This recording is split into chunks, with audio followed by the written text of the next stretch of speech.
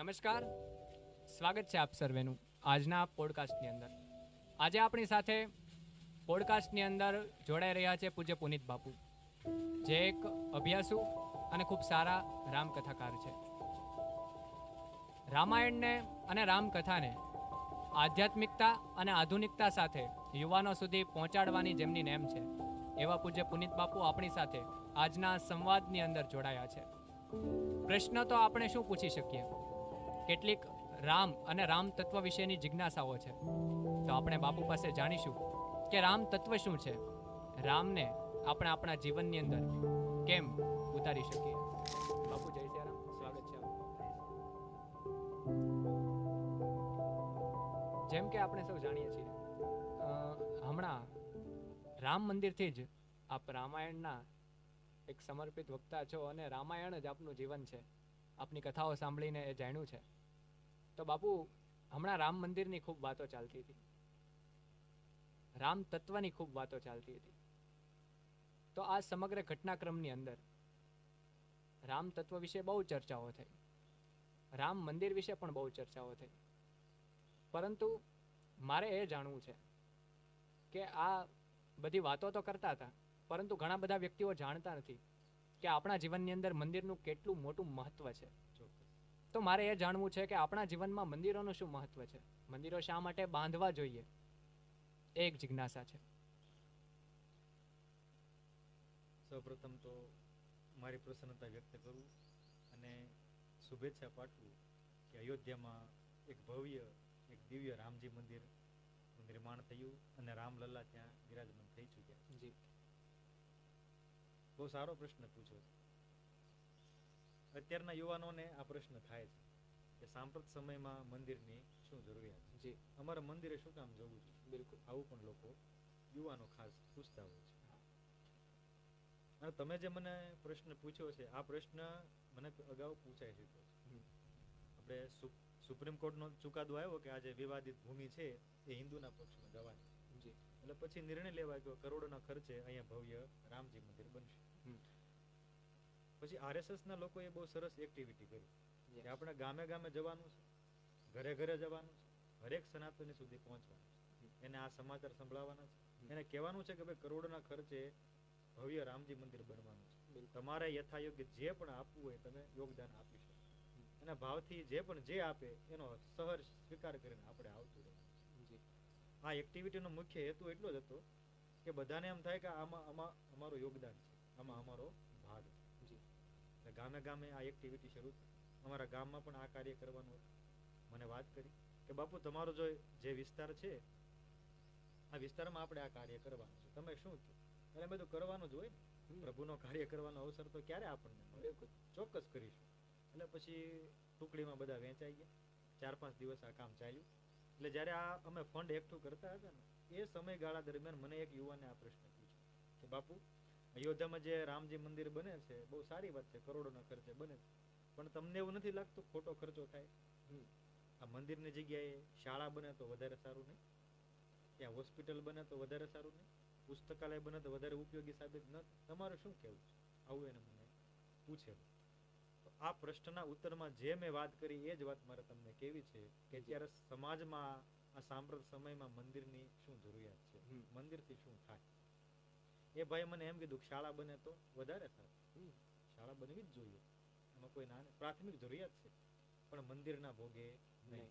તમે આ આજુબાજુ દ્રષ્ટિ કરો તો સમાજમાં એવા ઘણા બધા ખર્ચા ખોટા થાય છે, ખોટા પૈસા આપણા વેડફાય છે. તો આ પૈસા બચાવીને આ પૈસાથી આપણે શાળા બનાવવી જોઈએ, મંદિરના પૈસાથી નહીં, મંદિરના ભોગે નહીં. એની જગ્યાએ બનાવો. અને સમજી લો એક ગામમાં મોટી શાળા બની તો શું થશે? બાળકો ત્યાં અભ્યાસ કરવા જશે. અભ્યાસ કરવા જશે તો વિદ્યાવાન બનશે, વિદ્યા પ્રાપ્ત કરશે, પણ વિવેકનું શું? વિવેક ક્યાંથી મળશે? એવું જરૂરી નથી કે જેટલા બાળકો શાળામાં અભ્યાસ કરવા જાય છે બધા વિવેકવાન બને છે અને બધાને વિવેકની પ્રાપ્તિ થાય છે. શિક્ષકો તો પૂરો પ્રયત્ન કરે છે કે એનું બાળક વિદ્યાવાન બને, વિવેકવાન બને, પણ શિક્ષકોના એટલા બધા પ્રયત્ન કરવા છતાં પણ અમુક મગ કવડું રહી જાય, એની અંદર વિવેક પ્રગટતો જ નથી. અને આ હું સાંભળેલી વાતો નથી કહેતો, અનુભવેલી વાત તમને કહું છું, કારણ કે હું પોતે શિક્ષક છું. મેં 4 વર્ષ સુધી શૈક્ષણિક કાર્ય કર્યું છે, ટ્યુશન ક્લાસ ચલાવ્યા છે. અમુક બાળકોને તમે ગમે એટલા એને સમજાવો પણ એની અંદર વિવેક પ્રગટતો જ નથી. સાચી વાત. અને તમે પણ તમારી આજુબાજુ જોયું છે કે અમુક વ્યક્તિ પાસે ડિગ્રીઓના ઘરે ઢગલા છે, ઊંચી પોસ્ટ ઊંચા પદ ઉપર બેઠેલો હોય તેમ છતાં પણ એને સામાન્ય વિવેક નથી કે મારે શું બોલાય શું ન બોલાય. બિલકુલ. મારે શું કરાય શું ન કરાય, મારે ક્યાં જવાય ક્યાં ન જવાય, મારે શું ખવાય શું ન ખવાય. આવો વિવેક ડિગ્રીઓ છે પણ આવો વિવેક નથી. એના ઉપરથી સ્પષ્ટ થાય છે કે શાળામાં જવાથી વિદ્યા તો મળે છે પણ વિવેકમાં ઘણી વખત રહી જાય છે. તો આવું બાળક જ્યારે બાળપણથી જ સવાર સાંજ મંદિરના પગથિયા ચડશે, ભગવાનના દર્શન કરશે અને ત્યાં જે સત્સંગ થતો હશે એ સત્સંગમાં બેસશે એટલે એનું જીવન વિવેકથી પરિપૂર્ણ બનશે, વિવેક પ્રગટવા લાગશે. કારણ કે આ ક્રમ રામાયણે બતાવ્યો છે કે બિનુ સત્સંગ વિવેક ન હોય. સત્સંગ કર્યા વગર વિવેકની પ્રાપ્તિ થતી નથી. અને તમે જ વિચાર કરો ને, ગામમાં શાળા હોય મંદિર હોય, આપણું બાળક શાળામાં અભ્યાસ કરવા જાય, વિદ્યા ગ્રહણ કરવા જાય એ પહેલા મંદિરે દર્શન કરી ભગવાન પાસેથી વિવેક પ્રાપ્ત કરી અને પછી નિશાળે જઈને વિદ્યા પ્રાપ્ત કરે તો એને વિદ્યા શોભશે, દીપી ઉઠશે, સમાજમાં એક ઊંચું સ્થાન પ્રાપ્ત કરશે. ને આપણી ત્યાં તો બહુ જૂની કહેવત છે કે વિવેક વગર તો વિદ્યા પણ શોભતી નથી. તો વિદ્યા ગ્રહણ કરવા માટે શાળાની અચૂક જરૂરિયાત છે, શાળા બનવી જ જોઈએ. અને વિવેક માટે મંદિરે જવું પણ જરૂરી છે અને આવા મંદિરનું નિર્માણ થવું જ જોઈએ, વધારે ને વધારે થવું જોઈએ. હું તો એમ. બીજું એમણે એવું કીધું કે પુસ્તકાલય બને તો નહીં સારું, બહુ સારું, બનવા જ જોઈએ, કોણ ના પાડે, પણ મંદિરના ભોગે નહીં. એક ગામમાં સારું એવું મોટું પુસ્તકાલય બને તો શું થાય? બાળકો ત્યાં પુસ્તકો વાંચવા જશે, પુસ્તકો વાંચશે તો એનું પરિણામ એ આવશે કે જ્ઞાની બનશે, જ્ઞાનથી પરિપૂર્ણ એનું જીવન બનશે. પણ ભક્તિનું શું? એમને ભક્તિ ક્યાં મળશે? આ બાળકને ભક્તિ મંદિરના પગથિયા ચડવાથી જ મળશે. કારણ કે એકલા જ્ઞાનથી તો માણસ અહંકારી બની જાય છે અને અહંકાર એ પતનનું મૂળ છે. પણ આ જ્ઞાનની સાથે થોડી ભક્તિ ભળી જશે તો આ જ્ઞાન નિર્મળ બનશે, સમાજને ઉપયોગી બની જશે. તો જ્ઞાનને સરળ બનાવવા માટે, નિર્મળ બનાવવા માટે ભક્તિ જરૂરી છે અને આ ભક્તિ મંદિરના પગથિયા ચડવાથી જ મળશે. ભાગવતમાં એક પ્રસંગ છે. દેવર્ષિ નારદ એક દિવસ વિચરણ કરતા કરતા વ્યાસજીને ત્યાં પધાર્યા. વ્યાસજીને જેવી ખબર પડી કે નારદજી પધાર્યા છે એટલે ખૂબ પ્રસન્ન થાય છે, એમને બેસવા માટે આસન આપે છે, જળપાન કરાવે છે. પણ દેવર્ષિ નારદે જેવું વ્યાસજી સામે જોયું તો આજે દુઃખી હતા, ચહેરો ઉદાસ હતો. એટલે નારદજીએ પૂછ્યું, કેમ દુઃખી, કેમ ઉદાસ, દુઃખી થવાનું કારણ શું? એટલે વ્યાસજી પોતાની વ્યથાની કથા સમજાવે કે દેવર્ષિ તમે તો જાણો છો, મેં વેદોનો વિસ્તાર કર્યો, ઉપનિષદો લખ્યા, પુરાણો લખ્યા, મેં મહાભારતની રચના કરી, તેમ છતાં પણ જેવો વિશ્રામ મને જેવો મળવો જોઈએ એવી શાંતિ કે વિશ્રામ હજી સુધી મને મળ્યો નથી. આનું કારણ શું? આ વિચાર કરીને હું દુઃખી થયો છું. આનું કારણ શું? મને શાંતિ કેમ નથી મળતી? એટલું બધું લખ્યું તેમ છતાં પણ શાંતિ નહીં. વ્યાસજીની વાત સાંભળીને દેવર્ષિ નારદ વ્યાસજીને કહે છે કે વ્યાસજી ક્ષમા કરજો, તમે અત્યાર સુધી જેટલું લખ્યું છે એટલું જ્ઞાન જ લખ્યું. તમે જ્ઞાનનું નિરૂપણ કર્યું છે, હજી તમે ભક્તિનું નિરૂપણ કર્યું નથી, તમે ભગવાનના ગુણગાન ગાયા નથી, એટલે તમને શાંતિ મળતી નથી. તમારે વિશ્રામ જોઈએ છે? બોલે હા, તો ભક્તિનું નિરૂપણ કરો. એક કામ કરો, તમે ભાગવતની રચના કરો, ભગવાનના ગુણગાન ગાઓ, એટલે વિશ્રામ નહીં પણ તમને પરમ વિશ્રામની પ્રાપ્તિ થશે. આમ કહીને દેવર્ષિ નારદે વ્યાસજીને ચતુર્શ્લોક એટલે 4 શ્લોકમાં સંપૂર્ણ ભાગવતની કથા સંભળાવી અને આજ્ઞા કરી કે હવે તમે આ કથાનો વિસ્તાર કરો, એટલે 4 શ્લોકનો વિસ્તાર કરો. દેવર્ષિ નારદની આજ્ઞા પ્રમાણે વ્યાસજીએ 4 શ્લોકનો વિસ્તાર કરી 18,000 શ્લોક વાળા ભાગવતની રચના કરી. પણ એવું કહેવાય છે કે ભાગવતની રચના કર્યા બાદ વ્યાસજીએ પોતાની કલમને તોડી નાખી. ભાગવત લખ્યા બાદ એને એટલી બધી શાંતિ મળી, એટલો બધો વિશ્રામ મળ્યો કે વ્યાસજી વિચાર કરે છે કે હવે મારાથી એક પણ શબ્દ બીજો કંઈક લખાઈ જશે, મારું મન ફરી ચિંતિત વ્યગ્ર બનશે, તો હવે વિશ્રામ પ્રાપ્ત કરવા ક્યાં જશે? હવે મારાથી આવું કંઈ લખાય કે ન પણ લખાય, કલમ તોડી નાખે. તો આ કથા ઉપરથી એક વાત સ્પષ્ટ થાય છે કે જ્ઞાનની સાથે ભક્તિ ભળી જશે તો જ આપણને વિશ્રામની પ્રાપ્તિ થશે, નહીતર તો આ જ્ઞાન આપણને અહંકારી બનાવી દેશે. જો આપણે આપણું જ્ઞાનને નિર્મળ બનાવવું હોય, સરળ બનાવવું હોય તો ભક્તિની જરૂરિયાત પડશે અને આવી ભક્તિ આપણને મંદિરે જવાથી જ પ્રાપ્ત થશે. તો પુસ્તકાલય બનાવો અને મંદિર પણ હોવું જ જોઈએ. ત્રીજું, એ ભાઈ એમ કીધું કે મોટું હોસ્પિટલ બને તો બહુ સારું, બનાવો, બનવું જ જોઈએ. પ્રાથમિક શાળા અને હોસ્પિટલ આ તો બધી પ્રાથમિક જરૂરિયાત છે, બનવા જ જોઈએ. હું તો એમ કે વધારે ને વધારે બનવા જોઈએ. એની કોઈ ના નથી, પણ મંદિરના ભોગે નહીં.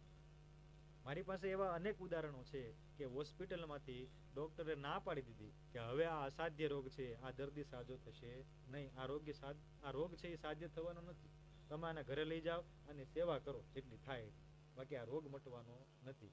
આવો વ્યક્તિ ઘરે આવીને કોઈ કે મંત્ર જાપ કર્યો, કોઈ કે રામ નામ લખવાની શરૂઆત કરી, કોઈ કે મંદિરે જવાનો નિયમ કર્યો, કોઈ કે ચરણામૃત પીવાનો નિયમ કર્યો, અને અસાધ્ય રોગ પણ સાધ્ય થઈ ગયો. એ માણસ બેઠો થઈ ગયો મંદિરે જવાથી.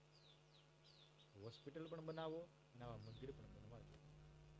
એક તમને સત્ય ઘટના નાની સંભળાવું. એક વ્યક્તિને આવી જ રીતે ડોક્ટરે કીધું કે અસાધ્ય રોગ છે, સાધ્ય થવાનો નથી, તમે સાજા નહીં થાય. આ વ્યક્તિ ઘરે આવ્યો, કોઈ દિવસ મંદિરે ન જતો. પણ હવે માણસ માટે જયારે બધા દરવાજા બંધ થઈ જાય ત્યારે એક દરવાજો ખુલે છે, અને એ છે મંદિરનો દરવાજો. હવે મંદિરે જાય, મંદિરે જઈને રડવા લાગ્યો. એટલે પૂજારીનું ધ્યાન જાય છે. પૂજારી પૂછ્યું કેમ રડે છે ભાઈ, તને જે રોગ થયો તો એનું શું થયું, નિરાકરણ કઈ થયું ને? ત્યારે બધી વાત કરે છે. ડોક્ટરે ના પાડી કે અસાધ્ય રોગ છે, કે સારો થવાનો નથી, અને મારા પરિવારના લોકોને પણ કીધું છે કે ભગવાનની સેવા કરો. ત્યારે પૂજારી કહે છે તને ભગવાન ઉપર ભરોસો છે? આ વ્યક્તિ કહે છે હવે ભગવાન જ બસ્યા છે, બાકી હવે કોઈ પર ભરોસો કરવા જેવું છે નહીં. તો એક કામ કરી, એક નિયમ લે, ગમે તને જે તું એનો નિર્વાહ કરી શકે એવો નિયમ લે, ભગવાન ઉપર ભરોસો રાખજે, આ અસાધ્ય રોગ પણ સારો થઈ જશે. આ વ્યક્તિએ ત્યાં નિયમ લીધો કે દરરોજ સવાર સાંજ હું મંદિરે દર્શન કરવા આવીશ અને ચરણામૃતની પ્રસાદી હું ગ્રહણ કરીશ. ચરણામૃત પીવાનો એને નિયમ લીધો. નિયમ સામાન્ય છે, પણ એને ભરોસો દ્રઢ બનતો ગયો. 1 દિવસ, 2 દિવસ, 3 દિવસ, 1 મહિનો, 2 મહિના, 3 મહિના, 6 મહિના વીત્યા, ભરોસો દ્રઢ બન્યો, અને એનું પરિણામ એ આવ્યું, ચમત્કાર થયો, આ અસાધ્ય રોગ સાધ્ય થઈ ગયો, એનો રોગ મટી ગયો, માણસ બેઠો થઈ ગયો. તો આ મંદિરનો પ્રભાવ. આ સમાચાર પેલા ડોક્ટરને મળ્યા, એટલે ડોક્ટરે એ ભાઈને બોલાવ્યો, ફરી એનો બોડીનું ચેકઅપ કર્યું તો ખ્યાલ આવ્યો કે જે રોગ હતો એ તો મટી ગયો. તો સમાજમાં આ બધું બનવું જોઈએ. તમે શાળા બનાવો, પુસ્તકાલય બનાવો, હોસ્પિટલ બનાવો, બધું જ બનાવો, પણ મંદિરના ભોગે નહીં. મંદિર તો હોવું જ જોઈએ. માણસ જયારે બધેથી હારી જાય ને ત્યારે મંદિરના ખૂણે આવે. અને આ મંદિરનો ખૂણો એ કોઈ સામાન્ય ખૂણો નથી. મારી દ્રષ્ટિએ મંદિરનો ખૂણો એ ભગવાનનો ખોળો છે આપણો. અને કોઈ વ્યક્તિ, હિંમત હારેલો વ્યક્તિ, દુઃખી વ્યક્તિ, રોગી વ્યક્તિ ભગવાનના ખોળામાં બેસી જાય તો એને સાજું ન થાય, સારું ન થાય એવું કોઈ દિવસ બને શક્ય જ નથી. તમે ભગવાનના ખોળામાં બેઠા છો, વિચાર તો કરો. મંદિરનો ખૂણો એ ભગવાનનો ખોળો છે. આમ તો મંદિરના હું અનેક ફાયદા તમને એક નહીં અનેક ગણાવી શકું. મંદિરે જવાના ફાયદા, મંદિરના ફાયદા, પણ એક મારે ફાયદો કેવો છે કે જે પણ વ્યક્તિ, અશાંત મનવાળો વ્યક્તિ જ્યારે મંદિરમાં પ્રવેશ કરે છે, 5-10 મિનિટ ત્યાં બેસે છે, એટલે એને પરમ શાંતિની અનુભૂતિ થાય. મંદિરમાં આપણને શાંતિ મળે છે. બાકી ક્યાંય શાંતિ મનુષ્યને અત્યારે મળતી નથી. કરોડોનો બંગલો છે, મન અશાંત છે. લક્ઝરિયસ કાર છે, મન અશાંત છે. ઓફિસે જાય છે, મન અશાંત છે. ગમે ત્યાં જાય અશાંત મન છે. પણ મંદિર એક એવી જગ્યા છે જ્યાં એને પરમ શાંતિની અનુભૂતિ થાય છે. આ તો તમે પણ અનુભવ્યું છે, બધા અનુભવે છે કે મંદિરે જવાથી આપણને શાંતિ મળે. માટે મંદિરની જરૂરિયાત છે. એકદમ સાચી વાત છે બાપુ. અને આપે જેમ જણાવ્યું એમ ખૂબ સાચી વાત છે કે મંદિરોથી આપણા સમાજની અંદર વિનય પ્રગટે છે, વિવેક આવે છે. અને વિવેક જો ન હોય તો કેટલીય ડિગ્રી હોય, કેટલીય વિદ્યા હોય, એ બધું નકામું છે. કારણ કે વિવેક વગર તો જ્ઞાન મળ્યું હોય આપણને અભિમાન તરફ લઈ જાય, ને એ પછી આપણને સાચા વ્યક્તિઓનો વિરોધ કરાવે, આપણને પોતાની જાતને જ નીચે લઈ જવામાં આપણને એ ઊંધી મદદ કરતું હોય. એટલે મંદિરોની ખૂબ જરૂર છે અને મંદિરો વધારે બનવા જોઈએ. અને આપે જેમ જણાવ્યું એમ ખૂબ સાચી વાત છે, મેં પણ અનુભવ્યું છે કે જ્યારે મંદિરમાં આપણે ખૂણામાં જઈને બેઠા હોઈએ, એટલે કે આપની દૃષ્ટિએ કહું તો ભગવાનના ખોળામાં જઈને બેઠા હોઈએ, ત્યારે અદ્ભુત આનંદ અને એક જુદી જ જગતથી જુદા પડી ગયા હોઈએ, અને જે પરમ શાંતિ કે જ્યાં આપણને કોઈ જગતનું ડિપ્રેશન, સ્ટ્રેસ કે એન્ઝાઇટી સ્પર્શતું નથી, એવો આનંદ અને એવી શાંતિ મળે છે. પરંતુ બાપુ એવું શું છે ત્યાં કે આપણને આવી સુંદર શાંતિ મળે? એ આપણને કેમ બીજી કોઈ જગ્યાએ નથી મળતી? એના માટે મંદિર જ કેમ? એ જાણવું છે. બહુ સારું પૂછ્યું તમે. મંદિરમાં સમજો તમે, મંદિરમાં જે પણ એક્ટિવિટી થાય છે, જે પણ કાર્યો થાય છે, એ બધા સકારાત્મક થાય છે. એક પણ કાર્ય નકારાત્મક થતું નથી. ત્યાં તમે કોઈ દિવસ મંદિરે ગયા ત્યાં એવું જોયું કે લોકો ઝઘડા કરતા હોય, એકબીજાને અપશબ્દ કહેતા હોય, દેકારા પડકારા કરતા હોય? એવું તમે ક્યાંય કોઈ મંદિરે નહીં જોયું. તમે મંદિરે જાઓ એટલે બધા પોતપોતાનું કામ કરતા હોય, અને આ બધા જ કાર્ય કેવા હોય છે? સકારાત્મક હોય. કોઈક શ્રીફળ વધારતું હોય, કોઈ ભગવાનના દર્શન કરતું હોય, કોઈ તિલક લગાવતું હોય, કોઈ પ્રદક્ષિણા કરતું હોય, કોઈ ભજનમાં બેઠું હોય, કોઈ કીર્તનમાં બેઠું હોય, તો બધા સકારાત્મક કાર્ય ત્યાં જાય. એટલે ત્યાં સકારાત્મક ઉર્જા છે મંદિરમાં. અને આ સકારાત્મક ઉર્જામાં તમે પ્રવેશ કરો એટલે એની સીધી અસર તમારા મન ઉપર અને શરીરના અવયવો ઉપર પડે છે. એટલે તમારું મન કેવું થઈ જાય છે? શાંત થઈ જાય. કારણ કે ત્યાંનું વાતાવરણ જ કેવું છે? સકારાત્મક છે. આપણે શરૂઆત મંદિરમાં પ્રવેશ કરવાથી જ કરીએ. હું તમને ત્યાંથી જ સમજાવું કે કઈ રીતે આપણું મન શાંત થાય છે. જે લોકો પૂછે ને મંદિરે શું કામ જવું, એની માટે છે ખાસ. મંદિરે શું કામ જવું? તો સાંભળો. આપણે મંદિરમાં પ્રવેશ કરીએ એટલે પેલું કાર્ય આપણે શું કરીએ? આપણે પેલા પગરખા ઉતારીએ ને, કે પગરખા પહેરીને જઈએ? નહીં, પેલા આપણે પગરખા ઉતારીએ. પગરખા ઉતારીને આપણે ઉઘાડા પગે મંદિરના પટાંગણમાં, એટલે ત્યાં જે વેકરો હોય છે એમાં ઉઘાડા પગે આપણે ચાલીએ એટલે એક્યુપેચર થાય છે. આપણા પગના અમુક પોઈન્ટ દબાય છે, જે પગરખા પહેરવાથી દબાતા નથી. આ એક્યુપેચર થવાથી એની સીધી અસર શરીરના વિવિધ અંગો ઉપર, આપણા મન ઉપર સીધી અસર પડે છે. આ લોહીનું જે સર્ક્યુલેશન છે એ પણ વ્યવસ્થિત રીતે ચાલવા લાગે.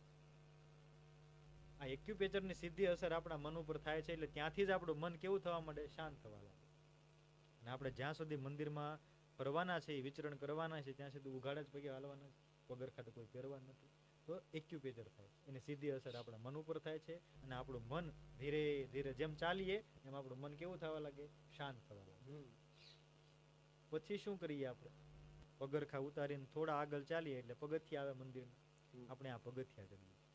આપણે જયારે પગથિયા ચડતા હોય ને ત્યારે આપણા મનમાં કેવો ભાવ હોય છે કે આ કોઈ હું સામાન્ય પગથિયા નથી ચડતો, આ તો હું આત્મકલ્યાણના પગથિયા ચડું છું.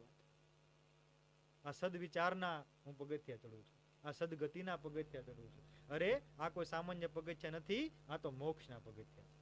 હું મોક્ષના પગથિયા ચડી રહ્યો છું. આવો ભાવ આપણા મનમાં જાગે છે અને આપણું મન શાંત થઈ જાય છે. પછી શું કરીએ? પગથિયા ચડીને જેવા થોડાક આગળ ચાલીએ, મંદિરમાં આપણે પ્રવેશ કરવાના હોય પેલા આપણે હાથ જોડાઈ જાય. કેમ કે દૂરથી હવે આપણને મંદિરના દર્શન થાય છે એટલે આપણે જોડવા નથી, પણ મંદિરને જોઈને આપણે હાથ આપોઆપ જોડાઈ જાય. નમસ્કાર કરીએ. તો આ નમસ્કાર કરવાના પણ અનેક ફાયદા છે. આપણા જયારે બે હાથ જોડાય છે ત્યારે ઘર્ષણ ઉત્પન્ન થાય છે. ઘર્ષણ ઉત્પન્ન થવાથી એની પોઝિટિવ એટલે સકારાત્મક અસર આપણા શરીર ઉપર, આપણા વિવિધ અંગો ઉપર થવા લાગે, આપણા મન ઉપર થાય. એટલે જ આપણે ત્યાં અનાદિકાળથી નમસ્કારનું મહત્વ છે. ગળે મળવાનું બધું હેન્ડશેક જે આપણે અત્યારે કરીએ તો બધું અત્યારે આવેલું છે ને, પણ પેલા તો શું કરતા? આપણે નમસ્કાર જ કરતા. કોરોના કાળ જયારે સંસાર ઉપર, આ વિશ્વ ઉપર વ્યાપી ગયો ત્યારે આપણે શું કર્યું? નમસ્કાર જ કર્યો. કારણ કે નમસ્કાર કરવાનું પણ એક અનેરું મહત્વ છે. નમસ્કાર કરવાથી ઘર્ષણ ઉત્પન્ન થાય છે. ઘર્ષણ ઉત્પન્ન થવાથી આપણું મન, આપણું શરીર ને પોઝિટિવ એનર્જી આવે. તો હાથ જોડીને આપણે જેવા આગળ ચાલીએ, મંદિરમાં પ્રવેશ કરીએ એટલે હવે શું કરીએ? ત્યાં ઘંટ લટકાવેલો હોય ને, દરેક મંદિરમાં તમે જોયું હશે ઘંટ લટકાવેલો છે. તો આપણે એ ઘંટને વગાડીએ. આ ઘંટ લગાડવા પાછળનું પણ વૈજ્ઞાનિક કારણ છે. આ ઘંટ વગાડીએ એમાંથી જે ધ્વનિ ઉત્પન્ન થાય છે, આ ધ્વનિ એટલી બધી પવિત્ર, એટલી બધી શુદ્ધ છે કે એની સીધી અસર આપણા મન ઉપર, આપણા શરીરના વિવિધ અવયવો ઉપર પડે છે. વિજ્ઞાન એવું કહે છે કે ઘંટની જે આ ધ્વનિ છે એ 7 થી 10 સેકન્ડ સુધી આપણા મનમાં એ ગુંજે છે, જે આપણા મનને એકાગ્ર કરે છે, શાંત કરે છે. માટે મંદિરમાં ઘંટ લટકાવવામાં આવે છે. એનું પણ વૈજ્ઞાનિક કારણ છે. તો આપણે ઘંટ વગાડીને પછી થોડા આગળ ચાલીએ. જેવા આગળ ચાલીએ એટલે હવે ગર્ભગૃહના દર્શન થાય છે. એટલે આપણે શું કરીએ? જગ્યા હોય ને એટલે આપણે દંડવત પ્રણામ કરીએ.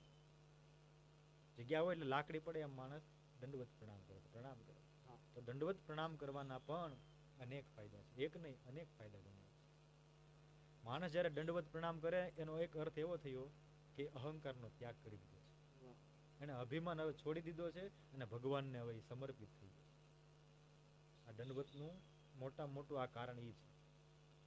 ભગવાન શ્રી કૃષ્ણએ પણ ભાગવતમાં ઉદ્ધવજીને એવું કીધું છે કે ઉદ્ધવ, જે વ્યક્તિ, જે મનુષ્ય દરરોજ મારા દર્શને આવશે, મને દંડવત પ્રણામ કરશે, એને હું મારી અવિચળ ભક્તિ, દુર્લભ ભક્તિ પ્રદાન કરી. દંડવત પ્રણામ કરવાથી ભગવાન ભક્તિ પ્રદાન કરે છે. ભગવાનની કૃપા દ્રષ્ટિ આપણા ઉપર થાય છે. એક સંતે તો દંડવત પ્રણામનો બહુ સારો અર્થ કીધો. આપણે જયારે દંડવત પ્રણામ કરીએ અને આપણું મસ્તક જયારે પૃથ્વીને સ્પર્શ કરે ને એટલે આ પૃથ્વી માતા એમાંથી નકારાત્મક ઉર્જા ખેંચી લે છે. જે પણ નકારાત્મક વિચાર હોય એ બધા ખેંચી લે છે અને સકારાત્મકતાથી આપણું મનને ભરી દે છે. તો આ પણ દંડવત કરવાનો એક ફાયદો છે. તો આપણે દંડવત પ્રણામ કરીએ, પ્રભુની કૃપા દ્રષ્ટિ થાય અને આપણું મન કેવું થાય છે? શાંત થઈ જાય. દંડવત પ્રણામ કરીને ઊભા થઈને આપણે શું કરીએ? હવે આપણે મૂર્તિના દર્શન કરીએ. આપણું ધ્યાન મૂર્તિ ઉપર કેન્દ્રિત થાય છે. મૂર્તિની દ્રષ્ટિ આપણી ઉપર, આપણી દ્રષ્ટિ એ ભગવાનની મૂર્તિ ઉપર પડે એટલે મૂર્તિમાં જે પણ સકારાત્મક ઉર્જા છે એ બધી જ આપણા નેત્રોના માધ્યમથી શરીરમાં વ્યાપવા લાગે. શરીરના વિવિધ અંગો સુધી આ ઉર્જા પહોંચે છે, આપણા મન સુધી પહોંચે. આ તો અનુભવ્યું છે કે અમુક મંદિરે તમે દર્શન કરવા જાઓ, એ મૂર્તિ તમને ગમી જાય, એની દ્રષ્ટિ તમારી ઉપર પડે એટલે તમારે રૂવાડા બેઠા થાય. આ એનું મોટું પ્રમાણ છે કે એની ઉર્જા તમારી અંદર આવવા લાગે. હવે તમે જાઓ ત્યારે અનુભવ કરજો, થશે. થતું જ હોય પણ આપણને ખબર ન હોય એટલે આપણે અનુભવ થતો નથી. પણ આવું કરવાથી આપણને ખ્યાલ આવશે કે એની સકારાત્મક ઉર્જા આપણી અંદર પ્રવેશી રહી. તો મૂર્તિ પૂજા, મૂર્તિને પૂજન કરીને એમને વંદન કરીને આપણે આગળ ચાલીએ એટલે ખૂણા ઉપર પૂજારી ઉભા હોય, એના હાથમાં ચંદનનો એક વાટકો હોય, એ આપણને તિલક કરી દે, કરે ને? ઘણી જગ્યાએ લેપ કરી દે, ઘણી જગ્યાએ તિલક કરી દે. તો તિલકના પણ અનેક ફાયદા છે, એક નહીં અનેક ફાયદા છે. મોટામાં મોટો ફાયદો એ છે, તિલક ચંદનનો મુખ્ય ધર્મ એ છે કે શીતળતા પ્રદાન કરે છે, આપણા મનને શાંત કરી. તમને ગમે તેવું માથું દુખતું હોય, ગમે તેવી ચિંતા હોય, ચંદનનો લેપ કરીને 15 મિનિટ આંખો બંધ કરીને તમે સુઈ જાઓ એટલે તમારું મન શાંત થઈ જાય. ગમે તેવું વ્યગ્ર મન હશે, ગમે તેવું માથું દુખતું હશે, તમને શાંતિ થશે. કારણ કે ચંદનનો ધર્મ જ એ છે કે શીતળતા પ્રદાન કરવી. તો તિલક કરવાથી પણ આપણું મન શાંત થાય છે. તિલક કર્યા બાદ આપણે શું કરીએ? મંદિરની પ્રદક્ષિણા કરીએ ને? મંદિરની પ્રદક્ષિણા કરીએ છીએ. તો મંદિરની પ્રદક્ષિણા કરવાનું મુખ્ય કારણ એ છે કે જે અંદર ગર્ભગૃહમાં મૂર્તિ છે એમાંથી ચારે બાજુ સકારાત્મક ઉર્જા નીકળતી હોય. ખાલી સન્મુખ જ આવ્યું નથી, પાછળની બાજુ પણ એના વેવ્સ આપણે કહીએ ને, ઉર્જા એની નીકળતી હોય છે. તો પ્રદક્ષિણા કરવાનું મુખ્ય એ કારણ છે કે હું મંદિરની પ્રદક્ષિણા કરું, હું આ ગર્ભગૃહની પ્રદક્ષિણા કરું, જેથી કરીને વધારે ને વધારે આ સકારાત્મક ઉર્જા જે મૂર્તિમાંથી નીકળે છે એ મારા શરીરમાં વધારે ને વધારે મારા શરીરના વિવિધ અંગોને આ ઉર્જાનો સંપર્ક થાય અને મારું શરીર, મારું મન શાંત થઈ જાય. માટે આપણે પ્રદક્ષિણા કરીએ. પ્રદક્ષિણા કર્યા બાદ શું કરીએ? આપણે દ્રષ્ટિ આમ ફેરવીએ એટલે પટાંગણમાં અમુક ભક્તો હોય છે, ભજન કરતા હોય, ધૂન ગાતા હોય છે, કીર્તન કરતા હોય. એટલે વધારે નહીં પણ આપણે એવું નક્કી કરીએ કે 5 મિનિટ તો બેસીએ. આપણે 5 મિનિટ ત્યાં બેસીએ છીએ. તો એ ઇન્સ્ટ્રુમેન્ટ જે વગાડે છે ને સીધી અસર આપણા મન ઉપર થાય છે. એમાં મંજીરું આવી ગયું, ખંજરી, તબલા, હાર્મોનિયમ અને ભક્તો જે સ્તુતિ ગાય છે, શબ્દોની સીધી અસર આપણા મન ઉપર થાય છે. આપણે આપણું દુઃખ ભૂલાઈ જાય છે, ચિંતા ભૂલાઈ જાય છે અને મન આપણું શાંત થઈ જાય. તો આખી પ્રોસેસ છે મનને શાંત કરે. એ આખું એક પ્રોસેસ હાઉસ છે, તમે કહો ને મંદિર, એ પ્રોસેસ મનને શાંત કરવા. એ માત્ર શક્તિનું ઘર નથી પણ એ શાંતિનું પણ ઘર છે. એ ભક્તિનું ઘર છે, એ મુક્તિનું ઘર છે, સાથોસાથ શાંતિનું ઘર છે. શાંતિનું એ કેન્દ્ર છે. ત્યાં જવાથી આપણને પરમ શાંતિની અનુભૂતિ થાય છે. કારણ કે ત્યાં બધી જ એક્ટિવિટીઓ સકારાત્મક થાય છે, એની સીધી અસર આપણા મન ઉપર થાય છે. માટે આપણા વડીલો, આપણા ઋષિમુનિએ કીધું કે મંદિરે જા, પણ અત્યારના યુવાનોને મંદિરે જવું નથી. એ બધું વ્યર્થ લાગે. પણ આવું વિજ્ઞાનને વાંચે, સમજે, એને ખ્યાલ આવશે કે મંદિરે જવાથી એટલા ફાયદા થાય. આપણું મન શાંત થઈ જાય છે મંદિરે જવાથી. બહુ સાચી વાત છે.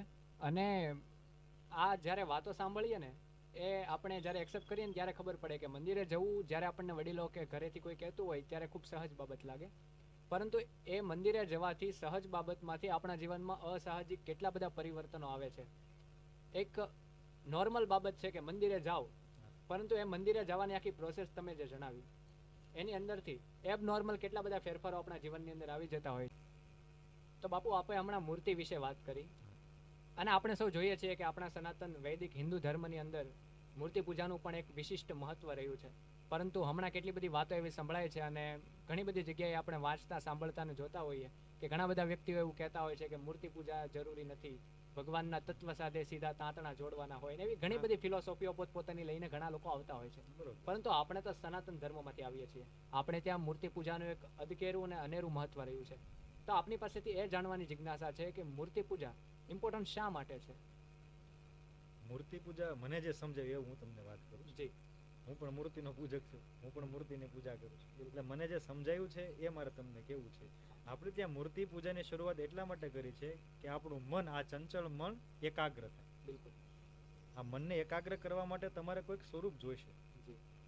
તમારું મનગમતું ચિત્ર તમારી સામે હશે ને તો તમે એમાં લીન થઈ શકશો, તમે એમાં એકાગ્ર થઈ શકશો. કારણ કે આપણે તો સંસારી માણસો છીએ. આપણે કોઈ યોગી કે સિદ્ધ કે મોટા તપસ્વી નથી કે આંખો બંધ કરી એટલે આપણે ઈષ્ટ આપણા સ્મરણમાં આવી ગયા. એ તો બધા ધ્યાન જે કરી શકે એ કરી શકે, આપણે ન કરી શકીએ. આપણે તો બધા દુઃખી આત્મા કહીએ ને, આપણે તો ચિંતા હોય, દુઃખ હોય, આપણે જે વિચાર આંખો બંધ કરી એટલે પેલા દુઃખનો જ વિચાર આવે, નેગેટિવ વિચાર. તો આપણે શું કરવું? તો આ સંસારી વ્યક્તિ પોતાનું ધ્યાન એકાગ્ર કરી શકે એ માટે આપણે ત્યાં મૂર્તિ પૂજાની શરૂઆત થઈ છે કે ભાઈ તમને જે સ્વરૂપ, તમારા જે ઈષ્ટ હોય, તમને જે સ્વરૂપ ગમતું હોય એનું તમે ચિત્ર લગાવો, એની મૂર્તિ રાખો અને પછી તમે ઉપાસના કરશો એટલે તમારું ધ્યાન કેન્દ્રિત થશે. આપણી સામે આપણી જ ગમતી મૂર્તિ હોય એટલે સહજ આપણે એમાં લીન થવાના છે. પછી જે આપણે નામ સ્મરણ કરીએ, જે પણ આપણી સાધના કરતા હશું એ કરીએ એટલે આપણને એમાં સફળતા મળે. તો મને એટલું સમજાયું છે કે આપણું આ જે ભટકતું મન છે એને એક જગ્યાએ એકાગ્ર કરવા માટે આપણે ત્યાં મૂર્તિ પૂજાની શરૂઆત થઈ છે. પણ પછી મૂર્તિ પૂજા કરતા કરતા એક કક્ષા એવી આવશે પછી તમારે કોઈ સ્વરૂપની જરૂર નહીં પડે. તમે આંખો બંધ કરશો અને તમારા ઈષ્ટની છબી ઉપસી આવશે. પણ એ કક્ષાએ પહોંચવું તો પડશે ને તમારે. એ કક્ષાએ પહોંચવા માટે પણ શરૂઆત આપણે મૂર્તિ પૂજાથી કરવાની. એટલે આમાં કોઈ દોષ નથી. કોઈ કહેતું હોય તો એને કદાચ લાગતો મને આમાં દોષ લાગતો નથી. આ તો આપણે ઈષ્ટની મૂર્તિ જ જોઈએ છે. આપણું ગમતું પાત્ર, તમને સહજ ઉદાહરણ આપું સમજાય એવું કે આપણું ગમતું પાત્ર હોય તો આપણે એની સામે જોઈએ છીએ કે નહીં? બરાબર. ગમતા પાત્ર સામે આપણે નિરીક્ષણ કરીએ છીએ. એની જેમ આપણા ઈષ્ટનું ગમતું ચિત્ર, ગમતી મૂર્તિ સામે મૂકી ઉપાસના કરો એટલે ભટકતું મન શાંત થઈ જાય અને આમાં લીન થઈ જાય. તો આ મનને શાંત કરવા માટે આપણે ત્યાં મૂર્તિ પૂજા થાય. બહુ સાચી વાત છે. અને આપકી અદાલતમાં પણ પેલો વિડીયો બહુ વાયરલ થયો છે કે પૂજ્ય બાપુને પણ કીધું હતું કે મૂર્તિ અને મંદિરનું શું મહત્વ છે. ત્યારે બાપુએ પણ સરસ જવાબ આપેલો કે હવા સર્વસ્વ બધી જ જગ્યાએ છે, પરંતુ એને આપણે કોઈ ટાયરની અંદર ભરવી હોય તો એક સ્થાને જવું પડે. એ આપણી અંદર ઉર્જા ભરવા માટેનું સ્થાન તો મૂર્તિ અને મંદિર છે. તો એ ખૂબ સાચી વાત છે. પરંતુ બાપુ આપની કથાઓ પણ હું સાંભળતો હોઉં છું અને આપની વાતો અને આપના પરિચયમાં છું અને ઘણા બધા સંતો, ઘણી બધી કથાઓ, મેં ઘણા બધા પ્રવચનો મહાપુરુષોના સાંભળ્યા છે. એની અંદર મન ઉપર ભાર દેવામાં આવે છે. મનને કાબુમાં રાખવાનું બધા કહે છે. તો શું આ શક્ય છે? આપણી જેવા વ્યક્તિ કે જે સામાન્ય હોય, મારી જેવા કોઈ વિદ્યાર્થી હોય, યુવાન હોય, કોઈ બિઝનેસની અંદર ઇન્વોલ્વ હોય, તો આજુબાજુમાં કેટલા બધા પ્રલોભનો છે, કેટલા બધા ડિસ્ટ્રેક્શન છે. આની અંદર મનને કાબુમાં કેમ રાખવું અને મનને કાબુમાં કેમ રાખી શકાય ની સાથે મનને કાબુમાં રાખી શકાય ખરા? એ પણ એક મોટો પ્રશ્ન છે. ચોક્કસ રાખી શકાય. આપણે જો ધારીએ તો આપણે બધું કરી શકીએ. જેટલું તમે સ્વીકારો છો ને? હા, બિલકુલ. આપણે ધારીએ આપણે કરી શકીએ. બિલકુલ. આ કેમ ન કરી શકીએ? મેં અગાઉ જ હમણાં તમને કીધું મન કેવું છે તો કે ચંચળ, ભટકતું રહે. આને કાબુમાં રાખવું બહુ જરૂરી છે. આપણું મન જો ભટકતું કામ સાથે ભળી જશે તો એ આપણું પતન કરાવી દેશે. કામ સાથે ભળે એ પહેલા આપણા મનને એને આપણે મનને કાબુ કરીને રામ સાથે ભેળવવાનું છે, જેથી કરીને આપણો ઉદ્ધાર થઈ જાય. કામ સાથે ભળશે તો પતન થશે. આનું આ મન રામ સાથે ભળી જશે, આપણો ઉદ્ધાર કરાવી દેશે. માટે મનને કાબુ રાખવું બહુ જરૂરી છે. શ્રીમદ ભાગવતમાં એક સંવાદ છે માતા દેવહૂતિ ને ભગવાન કપિલ વચ્ચે. માતા દેવહૂતિએ ભગવાન કપિલને પ્રશ્ન પૂછ્યો કે ભગવંત, આ સંસારમાં બંધન અને મુક્તિનું કારણ શું? બંધન અને મુક્તિનું કારણ શું? ત્યારે ભગવાન કપિલ ઉત્તર આપે છે કે માં, આ સંસારમાં બંધન અને મુક્તિનું કારણ એ આપણું મન છે. મનથી જ માણસ બંધાય છે અને મનથી જ માણસ મુક્ત થાય છે. આપણે એવું માની લઈએ મનથી કે હું સ્વતંત્ર છું, હું કોઈના કાબુમાં નથી, હું કોઈના બંધનમાં નથી, તો આપણે સ્વતંત્ર છીએ. પણ મનથી જ આપણે એવું માની લઈએ કે હું બંધનમાં છું, તો આપણે બંધાયેલા છીએ. પેલી વાર્તા નથી બકરીની? એક ભાઈ બકરીને પાળી એને સવારે એને ચરાવવા માટે લઈ જાય, આખો દિવસ ચરાવે, સાંજે લાવે અને પછી એની જગ્યાએ એને બાંધી દે. દરરોજનો આ ક્રમ. એટલે એક દિવસ આખો દિવસ ચરાવીને બકરીને ઘરે લાવે છે ને જેવા બાંધવા માટે ગયો તો એને ખ્યાલ આવ્યો કે દોરડું તો નથી. એટલે આજુબાજુમાં એ શોધ કરે પણ દોરી ક્યાંય મળતી નથી. એટલે આ ભાઈએ વિચાર કર્યો કે દોરી નથી, બાંધવાનું કઈ નથી, એ તો મને ખબર છે, આ બકરીને ક્યાં ખબર? સાચી વાત, બકરીને તો ખબર નથી. એટલે દરરોજની જેમ જે બાંધે એ જ ક્રમ પ્રમાણે એને પેલા ખૂટા સાથે દોરી બાંધી અને ખોટે એવો દેખાવ કર્યો કે બકરીને ગળામાં દોરી પહેરાઈ ગઈ. એટલે બકરી મનથી બંધાઈ ગઈ તો મને દરરોજની જેમ આ વ્યક્તિએ મને બાંધી દીધી. એનું પરિણામ શું આવ્યું? સવાર સુધી ત્યાં એ ઊભી રહી, કારણ કે મનથી બંધાઈ ગઈ. આમ તો એ સ્વતંત્ર હતી ને, દોરી નહોતી, સ્વતંત્ર હતી, પણ મનથી બંધાઈ ગઈ તો બંધાઈ ગઈ. તો આપણા મનનું કંઈક આવું છે. મનથી આપણે માની લઈએ કે હું બંધાયેલો છું તો બંધાયેલો છે, મનથી માની લે હું મુક્ત છું, તો મુક્ત છું. મનને કાબુમાં કરવું ખૂબ જરૂરી છે. અને તમે સારી વાત પૂછી કે મનને કાબુમાં કઈ રીતે કરવું શક્ય છે? બિલકુલ શક્ય છે. મનને કાબુમાં કરવા માટે ધ્યાન કરવું પડશે. આપણા જે પણ ઈષ્ટ છે, આપણે જે પણ સબી ઈષ્ટની ગમે છે એનું આપણે ધ્યાન કરવાનું. અને ધ્યાન એટલે ચિંતા નહીં કરતા, વર્ષો સુધી ધ્યાનમાં નથી બેસવાનું, કલાકોનું ધ્યાન નથી કરવાનું. આંખો બંધ કરી આપણને જે ઈષ્ટ હોય એને સ્તુતિ ગાઓ, જેમ કે શ્રી રામચંદ્ર કૃપાલુ ભજ મન હરણ ભવ ભય દારૂ નામ. આમ ધ્યાન કરો અને તમારા મનમાં એક ક્ષણ માટે રામની મૂર્તિ ઉપસી આવે તો સમજવાનું તમારું ધ્યાન થઈ ગયું. એ ચમકારો જ હોય, એમાં કઈ કલાકોની ને વર્ષોની પ્રોસેસ ન હોય. તમે 5 મિનિટની સ્તુતિ બોલો, એમાં એક વખત રામની છબી ઉપસી આવે એટલે તમે પહોંચી ગયા ધ્યાન સુધી. આ એટલું જ કરવાનું. તો ધ્યાન કરવાથી, નામ સ્મરણ કરવાથી, આવા મંદિરે જવાથી, સત્કર્મમાં જોડાવાથી અને ખાસ સત્સંગ કરવાથી આ મન કાબુમાં આવશે. એમ સીધું કાબુમાં નહીં આવે. જેમ કે લોખંડ, આપણે લોખંડને કોઈ આકાર આપવું હોય, કોઈ ઓજાર બનાવવું હોય તો સીધું આપી શકાય નહીં. એ લોખંડને ગરમ કરવું પડે. એ લોખંડને ગરમ કરો, લોખંડ નરમ બને, પછી એને હથોડો મારી અને પછી તમારે જે આકાર આપવો એ આપી શકો. સીધું અપાય? સીધું તો એ નરમ ન હોય, કઠણ હોય, સીધો એને આકાર ન અપાય. તો આ મનનું કંઈક આવું જ છે. આ મન બહુ કઠણ છે, બહુ કઠિન છે. આ મનને પેલા સત્સંગમાં, કથામાં બેસાડો. જેવું કથા સાંભળવાથી, સત્સંગ કરવાથી આ મન નરમ થાય એટલે પછી વિવેક રૂપી હથોડો મારી એને યોગ્ય માર્ગે વારી દે. આ એક આખી પ્રોસેસ છે. જેમ લોખંડને આપણે આકાર આપીએ છીએ એમ કથામાં બેસાડીને મનને પણ આપણે યોગ્ય આકાર, યોગ્ય દિશામાં વાળવાનું છે. તો શક્ય છે, પણ આ કરવું પડશે. અને મન તો સરળ માર્ગ એ દેખાયો છે કે મનને ભટકતું અટકાવવા માટેનું એક સરળ માર્ગ એ છે કે એને રામમાં લીન કરવું. એને રામ તત્વ સાથે તમારું મનને ભેળવી દો એટલે તમારું મન એકદમ ભટકતું બંધ થઈ જશે, શાંત થઈ જશે. આ મારો અનુભવ છે. ના, બિલકુલ સાચી વાત છે. એટલે કે મનનું પણ એક ઉર્જાના એક આખા સ્ત્રોત જેવું છે કે ઉર્જા આપણી બધા પાસે હોય, અલગ અલગ પ્રકારે, અલગ અલગ સ્વરૂપમાં આ જગતની અંદર ઉર્જા વ્યાપ્ત છે. પરંતુ એને કઈ દિશામાં આપણે વાળીએ છીએ એ પ્રમાણે એનો ઉપયોગ નક્કી થાય છે, એ પ્રમાણે એની સાર્થકતા નક્કી થાય છે. જેમ કે આપણે લાઇટ બોર્ડની અંદર ઘરમાં જ જોતા હોઈએ છીએ કે ઓવરફ્લો થાય કે ગલત દિશામાં એના જે ન્યુરોન્સ છે એ જાય તો પછી એમાં એક વિસ્ફોટ થાય અને એમાંથી શોક પણ લાગી શકે. અને જ્યારે એ એક સાચી રીતે અને સાર્થક રીતે એનો ઉપયોગ કરવામાં આવે તો એનાથી ઘરમાં ઉજાળું થાય છે. એટલે ઉર્જાનું જેવી રીતે સાચી દિશામાં જવું જરૂરી છે, એવી રીતે મનને પણ આપણે કામની જગ્યાએ રામમાં પરોવીને રામ તરફ દિશા બદલવાની, દિશા બદલવાની. જી, મન ખરાબ નથી, આપણે એને ખોટી દિશામાં વાળી રહ્યા છીએ. કામની દિશામાં નહીં, રામની દિશામાં વાળો એટલે આનું આ મન તમને મુક્તિ સુધી લઈ જશે, તમને મુક્ત કરી દે. એટલે મન અને ઈચ્છાને સમગ્રપણે ત્યાગી દેવું એ ઉપાય નથી, પરંતુ એને સાચી દિશામાં રામની ઈચ્છા હોય, રામનું મન સમર્પિત કરી દે એટલે બધું થઈ જશે. એટલે એ એક ઇમ્પોર્ટન્ટ વાત છે કે આપણે એની દિશા નક્કી કરવાની હોય છે. તો આપણે આ વાત તો કરી મન વિશેની, મનને આવી રીતે કાબુમાં લાવી શકાય. પરંતુ મારે શરૂઆતનો જે પ્રશ્ન હતો એ જ પ્રશ્નને અનુરૂપ એક બીજી વાત રામની કરવી છે. આપણે હમણાં આ જે પ્રાણ પ્રતિષ્ઠા મહોત્સવની વાતો ખૂબ સાંભળી છે. રામ ટ્રેન્ડમાં આવી ગયા હતા.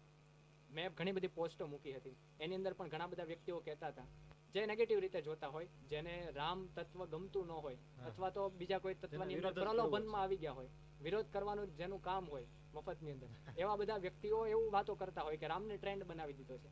પરંતુ મેં તો એને સાત્વિકપણે જોયું છે કે ટ્રેન્ડ બને તો પણ રામ ટ્રેન્ડ બને છે ને, કામ તો ટ્રેન્ડ નથી બનતો ને, ગલત દિશામાં તો નથી જતા. વિડીયો જોવે છે તો પણ રામના જોવે છે, વાતો સાંભળે તો રામની સાંભળે છે, ગીત સાંભળે તો રામનું સાંભળે છે. સારી વાત છે. તો એ રામનો ટ્રેન્ડ આવ્યો હતો અને એ ટ્રેન્ડની અંદર પણ એક વસ્તુ મને જે ખૂંચી થોડી, એના રિલેટેડ એક પ્રશ્ન છે કે ઘણા બધા વ્યક્તિઓએ રામની વાતો કરી છે પરંતુ રામના તત્વ સુધી નથી પહોંચ્યા. રામને એક વ્યક્તિ તરીકે જોયા છે, જે પણ સારી જ બાબત છે, પરંતુ જો રામના તત્વ સુધી એ પહોંચે તો એ વિશિષ્ટ સારી બાબત છે. અને આપણે એક લેવલ અપ જ જવાનું હોય જીવનની અંદર. તો આપણે રામને તો એક વ્યક્તિ તરીકે જાણીએ છીએ, એક ભગવાન તરીકે જાણીએ છીએ, પણ રામ તત્વ તરીકે સર્વત્ર વ્યાપિક છે. તો એ રામના તત્વ વિશે જાણવું છે કે રામ ફક્ત રાવણના સહારક છે એ તો છે જ, રામ છે એક સારા પુત્ર છે એ તો છે જ, રામ સારા પતિ છે એ બધું જ સાચું, પણ રામ તત્વ સ્વરૂપે શું છે એ એક જિજ્ઞાસા છે, એ આપની પાસે સાંભળવું છે. રામ એ ખૂબ વ્યાપક છે. જી, એ સીમિત તત્વ નથી, પણ અમિત તત્વ છે. બિલકુલ. આપણે જ્યારે 22 જાન્યુઆરીએ રામલલ્લાની પ્રતિષ્ઠા થઈ ત્યારે ગામે ગામે તમે જોયું હશે, દરેક શાળામાં સાંસ્કૃતિક કાર્યક્રમ થયા. અમારા ગામમાં પણ થયા. એટલે એક બેન મારી પાસે આવ્યા, એ શાળામાં અભ્યાસ કરે છે કે મને રામ વિશે બોલવાનું કહ્યું છે. તમે થોડું મને રામ વિશે બાપુ લખી દો. એટલે મેં અગાઉથી જ લખેલું છે 108 ઉપર મેં કે રામ તત્વ શું છે.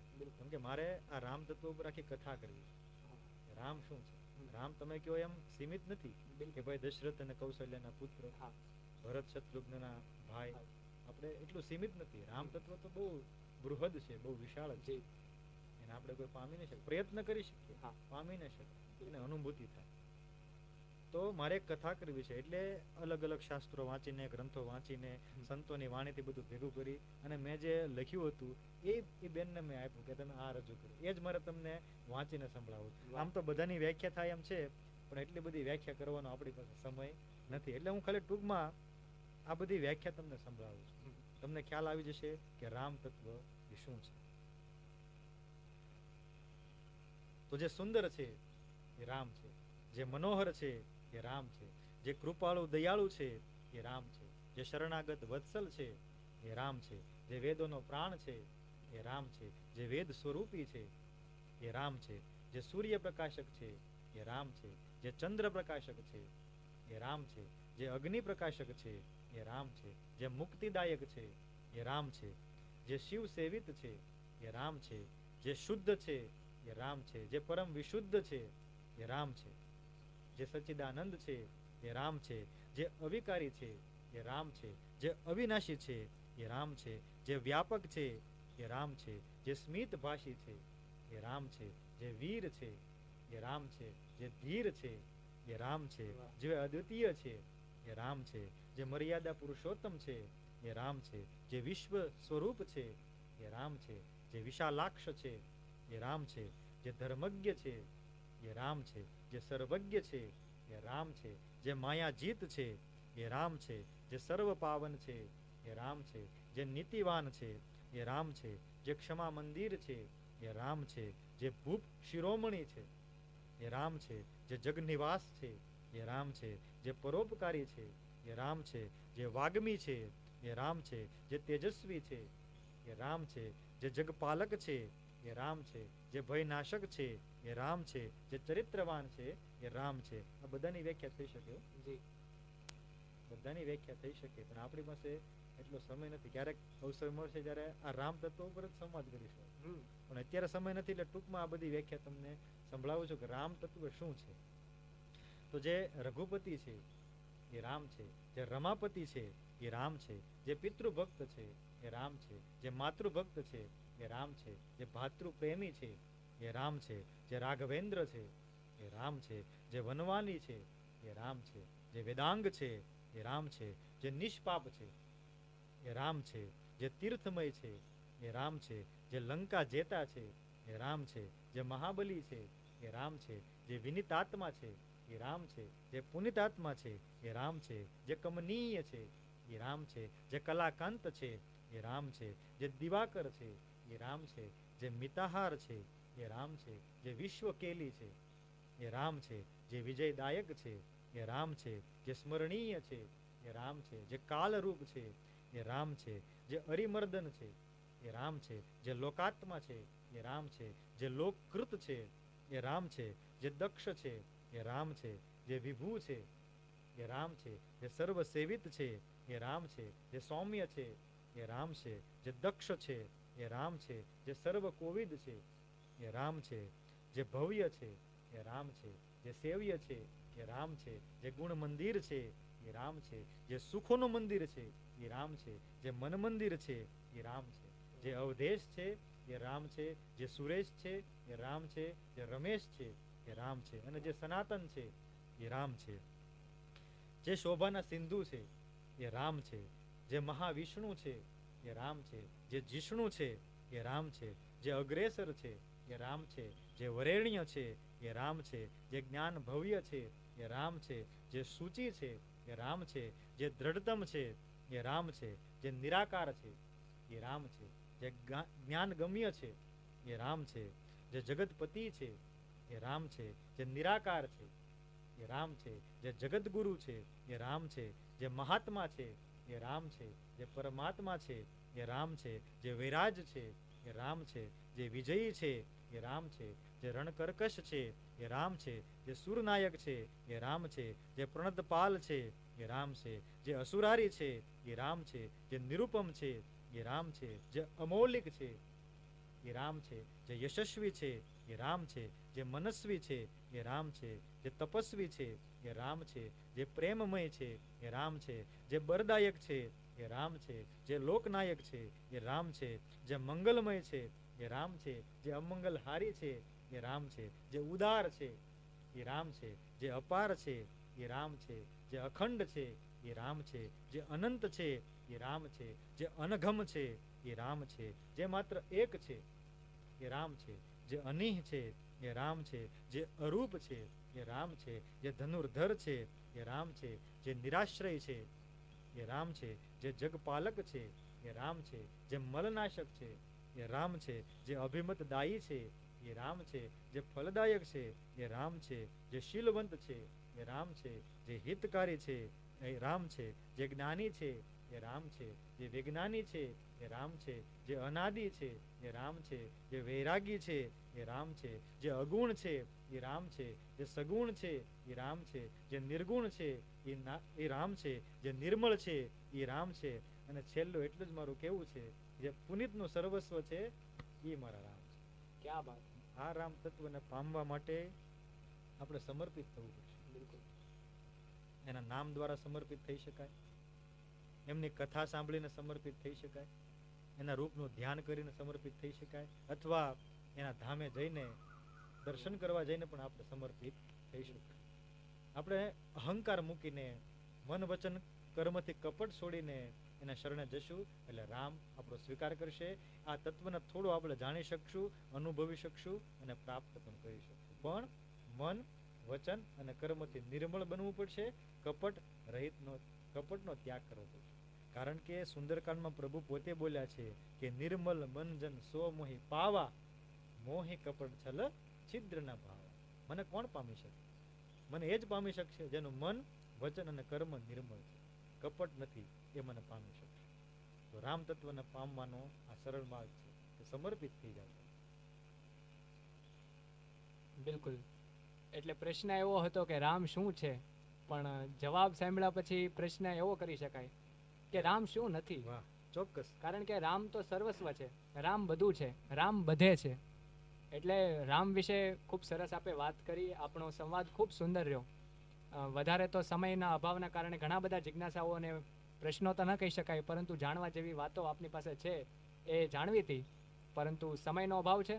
પણ પૂજ્ય બાપુએ જેવી રીતે આપણને સૌને જણાવ્યું એ મુજબ એમાંથી ફક્ત જો આપણે એ શબ્દો પણ પકડી લઈએ અને એને સર્ચ કરીને, એનો અભ્યાસ કરીને, એના વિશે ઊંડાણપૂર્વક માહિતી લઈએ, તો એ શબ્દોની જાણકારી પણ આપણને રામની 80% નજદીક લઈ શકે એવી સક્ષમ છે. કારણ કે આપણે સૌ જોઈએ છીએ કે રામનો એક લિમિટેડ અર્થ આપણે બધાએ કરી દીધો છે. એ રામને જાણવા માટે પૂજ્ય પુનિત બાપુએ જે આપણને આજે માર્ગદર્શન આપ્યું છે એ ખૂબ ઉપયોગી છે. અને આશા કરીએ છીએ કે આપને આ સંવાદ ગમ્યો હશે. અને પુનિત બાપુને પણ એક એવી પ્રાર્થના છે કે ફરી આપણે આ શબ્દોની આપણે તો આપણી રીતે રિસર્ચ કરીએ, અભ્યાસ કરીએ અને જિજ્ઞાસુ બનીને આના ઊંડાણની અંદર જઈએ જ તે, પરંતુ બાપુ પાસેથી પણ આની વ્યાખ્યાઓ બહુ જલ્દી સાંભળવા મળે અને આપણા નોલેજની અંદર પણ વધારો થાય અને આપણે પણ રામની નજદીક જઈ શકીએ એવા સક્ષમ બનવા માટે એક પ્રયત્ન માત્ર કરીએ એવી પ્રાર્થના સાથે ખૂબ મજા પડી. અને આપનો કિંમતી સમય આપે અમને આપ્યો એ બદલ વંદન. જય શ્રી રામ. ખૂબ મજા પડી આજના આ પોડકાસ્ટમાં. આ પોડકાસ્ટ અંગત રીતે મારા હૃદયની બહુ નજીક છે, કારણ કે પહેલો પોડકાસ્ટ છે અને એ પણ ભગવાન શ્રી રામના ચરિત્ર વિશે, રામ તત્વ વિશેની વાતો આજે આપણે આ પોડકાસ્ટ દ્વારા જાણી. તો આપણા સૌના જીવનની અંદર ભગવાન શ્રી રામની અનંત અને અખંડ કૃપા બની રહે એ જ અભ્યર્થના સાથે આપ સૌને વંદન સાથે જય સિયારામ.